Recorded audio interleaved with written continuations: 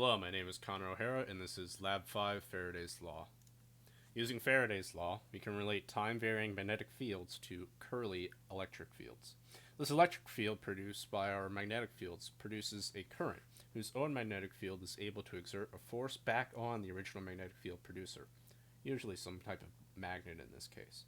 We also need to understand Lenz's law, which states that your EMF is equal to negative n, the number of coils in your loop, times d phi over dt, which is the electrical field that is created by the tube, which generates a magnetic field acting in opposition to the magnet's motion for this lab.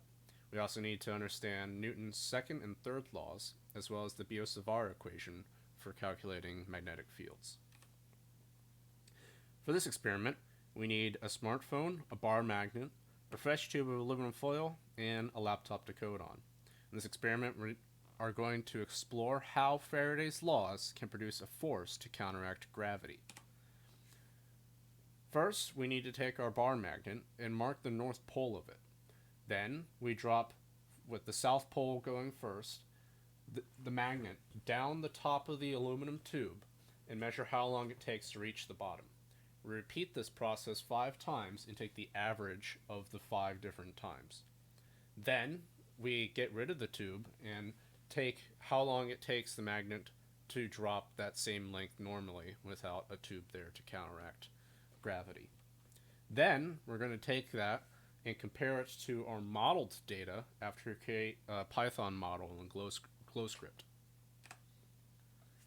Some statistics about my tube is that the length of it was 30.4 centimeters with a radius of 2.8 centimeters, and the average experimental fall time inside of the tube was 1.482 seconds.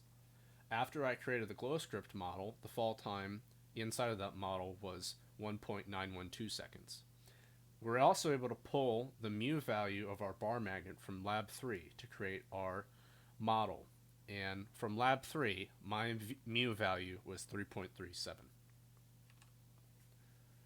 Looking into my code, I first started by inserting the experimental data described in the previous slide about the size of my aluminum foil tube and the mu value of my magnet. Then, I created a function that calculates the magnetic field of a dipole using the Biot-Savart formula. Then, using the integral provided to us on the left side of the screen, I calculated and created a function that calculates the d phi over dt flux difference per each ring in the aluminum foil tube. Then I created statements that calculates the gravitational force on the magnet, and we have a for loop that starts to calculate the change in flux for every subsegment of the foil tube. We can think of these subsegments as the rings. Then we started calculations in the loop for the current in each small ring or subsection, and we also took that ring current and calculated the magnetic field and then magnetic force from each tiny ring in the aluminum foil tube.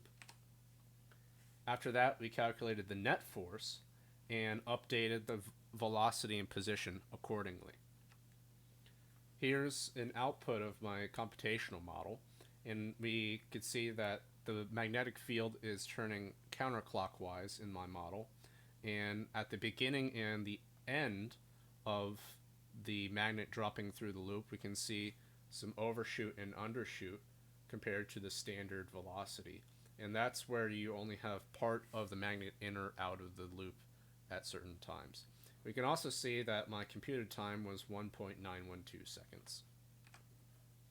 So that is roughly 0.4 seconds difference between my experimental time and my computational time, and we can chalk this up to being a difference in human error or the density of the foil tube that I was using.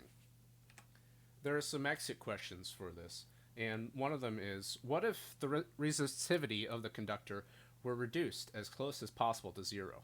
How would the dynamics of the falling magnet change?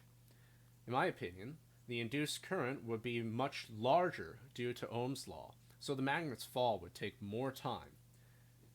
The other question is, what if there were holes or slots cut into the tube? How would this affect the ring currents in your model?